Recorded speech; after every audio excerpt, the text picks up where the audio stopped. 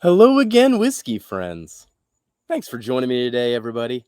And here we are on the back porch yet again.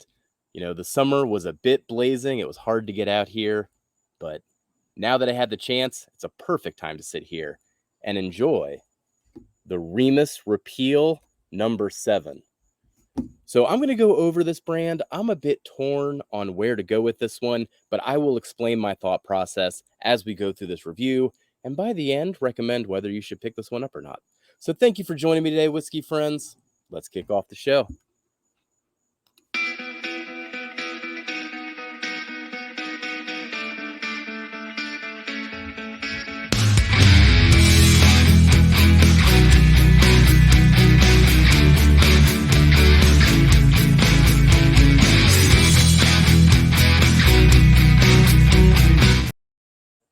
All right. Got myself a little dram there. We're going to let that sit out and air out for a little bit while we talk about this before we get into the tasting notes and then ultimately the scores at the very end. So this is the Remus Repeal 7. So this is the 7th release of this particular bottling. This is coming out of MGP directly. So this is coming from Ross & Squibb. This is one of their house brands. It has been 100 proof since Remus Repeal 2. And this particular one is a blend of what looks like 9 and 10-year-old cask predominantly. So the way that these are marked, we got 26% is a 2013 bourbon, 21% is a 2014 bourbon. Both of those are the 21% rye. And then 26% of a 2013 bourbon and a 21% of a 2014 bourbon. Both of those are the 36% rye. So they got their two main bourbon mash bills in here. Then there is 6% of a 2007 cask. That was the 21% rye too. Now, a lot of these times they can give me when these were initially laid down, but were they vatted? Were they not vatted? You don't always know that when it comes to the blending process. But ultimately, if we just take this for what it is, you are looking at blends of 9 to 10 year MGP. Now, the sticking point for me on this is going to be the price. This was $120 retail. There was a time where these cost $80, but it has been creeping up over the course of the last 4 releases, now seemingly finding its home at $120. The thing that does get me about Remus Repeal, though, is the fact that it's a 9 to 10 year blend at 100 proof.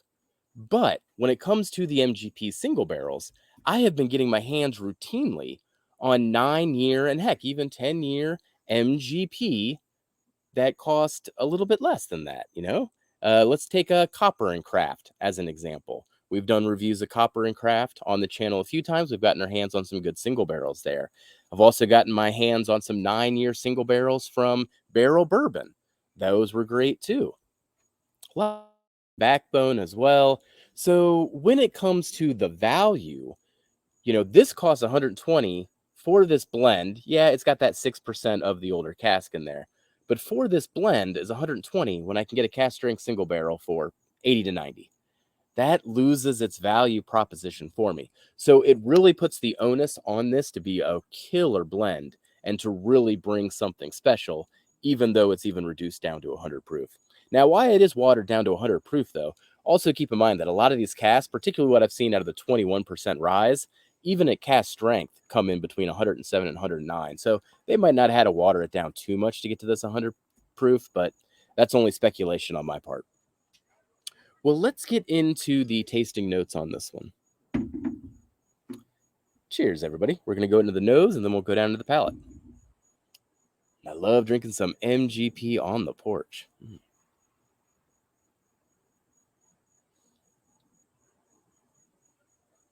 See, the nose really does jump out at me. It's real inviting. It gives me everything I want from MGP in general, especially when we're starting to get into this age range. The honey and graham cracker just leaps off the glass, which is one of my favorite notes in any bourbon. And on the back end, it's almost like the that 6% of that older cask is doing a lot of work. It's doing more work than you might think. It's got this mustiness, and the oak comes out just towards the end of the nose to kind of balance out with the sweetness. The rest of the flavors that I get remind me a lot of various carnival foods. So elephant ears, which would be like a fried dough, that covered in powdered sugar. There's maybe some mixed berries preserved on top of those elephant ears and the powdered sugar. I even get a little bit of the caramel apple and maybe cotton candy. So generally speaking, when I talk about the profile of this one, it does lend itself on the sweet side. Once again, if you just kind of think about the things I just said the honey and cotton candy, caramel apple, mixed berry preserves. But then it's got that little, musty older oak that does balance it out. So I like the nose. Let's get into the taste. Mm,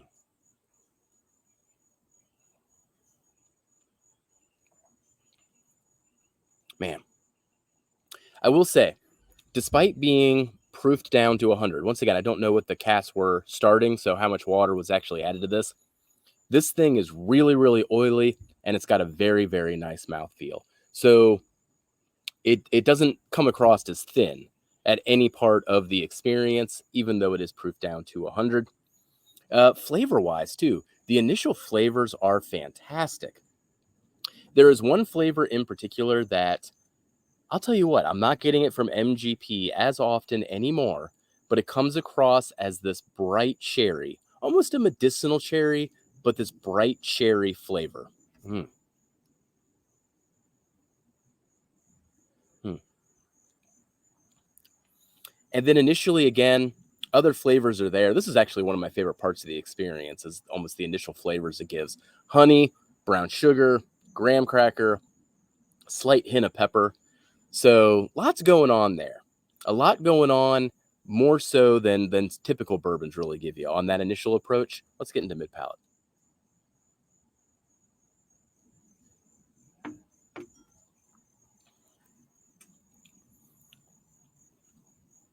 Mid palate, I'll tell you what, it does go down a little bit when it comes to some of the flavors, but they are still quite crushable. It is a very, very sweet bourbon, especially mid palate. Still getting those honey and graham crackers. That's going to be a through line throughout this entire experience. The that cherry note that I mentioned turns into more of like a red plum, and then the rye starts really, really taking over mid palate. Get a good rye blast. There's also a cakiness in there. It's almost like a subtle coffee cake sensation. Um, so not something that's like too flavorful, but still pretty dense, fulfilling, comforting.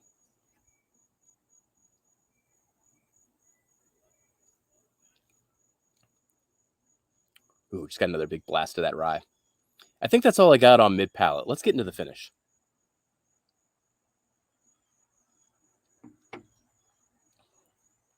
Ah, on the finish, the honey continues. That cherry note returns. I do love that cherry note. That's going to be my favorite part of this whole thing, is the fact that that cherry note is back. And then finally, you know, up to this point, I've really been talking about brighter sweet flavors.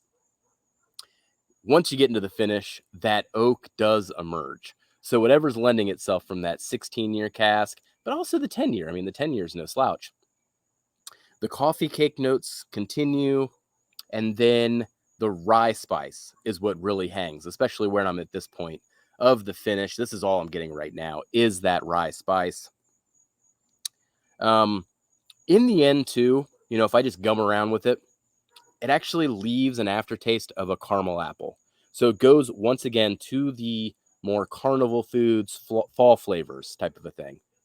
All right. One last sip. Let's see if we got anything else.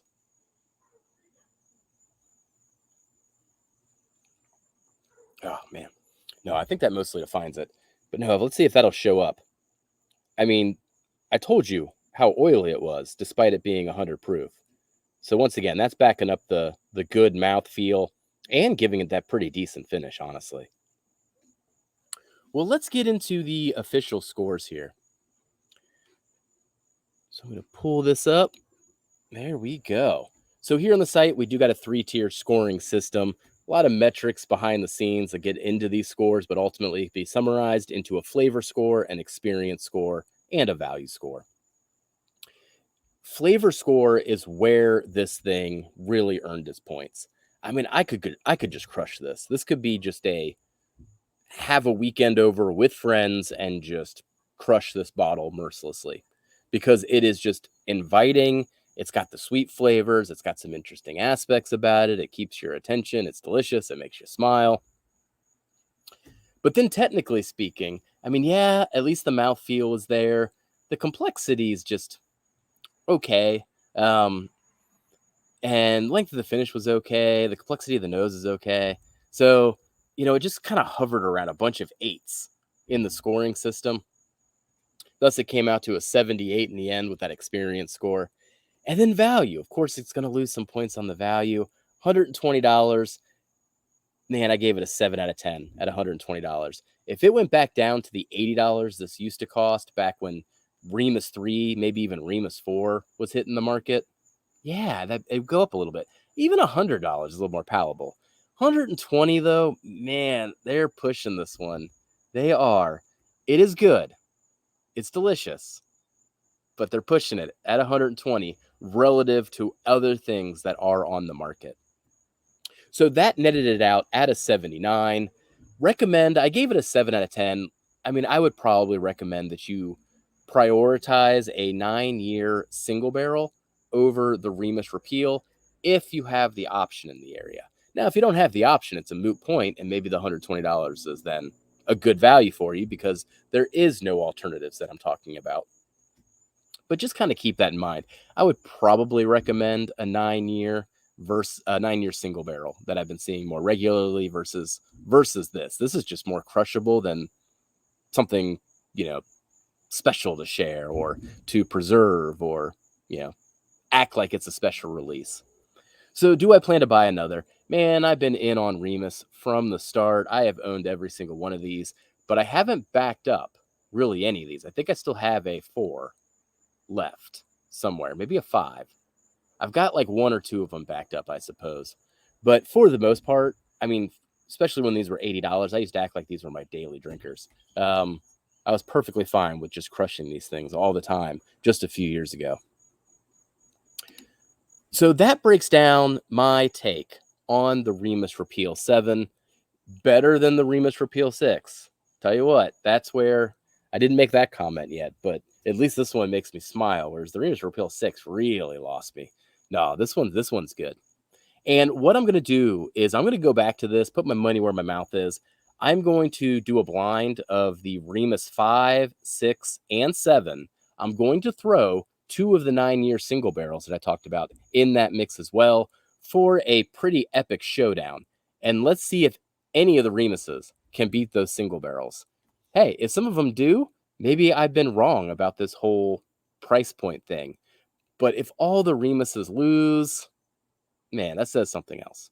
So come back for that one. I'm going to record that one here shortly. So thank you for joining me today, whiskey friends. I'll catch you on the next whiskey review. Goodbye, everybody.